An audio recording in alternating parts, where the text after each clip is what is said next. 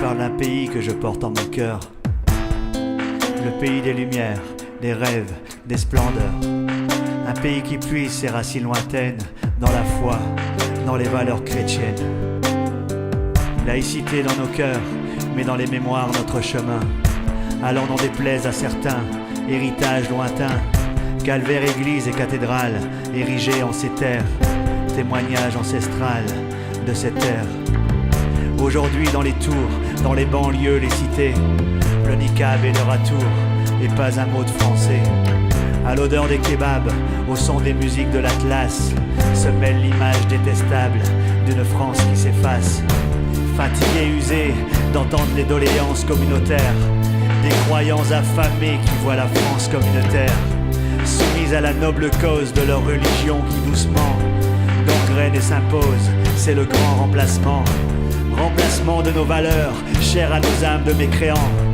Remplacement d'un peuple qui pleure et que personne n'entend.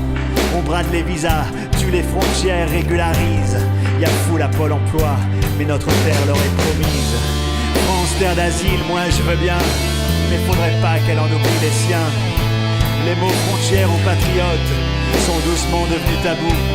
Européistes et bien pensants en sont venus à bout. Un cheval de Troie dans nos murs s'est immiscé à pas de velours. On s'en est pas méfié, leurs paroles pures étaient paix et amour. En brandissant des pancartes où on peut voir droit de l'homme, ils en oublient les devoirs, mais on leur ouvre le royaume. On a construit des mosquées, nos abattoirs sont devenus halal. On a tout juste évité une femme voilée à l'Assemblée nationale. Pire encore, des étrangers avec un droit de vote. Personne n'est d'accord, mais touche pas mon pote. On n'a même plus le droit de dire marché de Noël.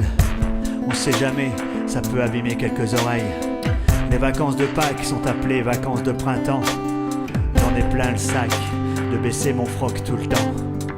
Mon pays est riche de son passé, ses fêtes, ses traditions. On voudrait tout gommer, effacer pour de bon. Pour ne pas froisser ou au nom d'une laïcité, bien trop souvent bafouée pour financer les mosquées. On dit souvent que la religion hisse l'âme. Moi je pense plutôt que certaines hissent les armes. Désir de puissance ou de faire trembler Notre-Dame, notre bien-pensance et leur précieux sésame.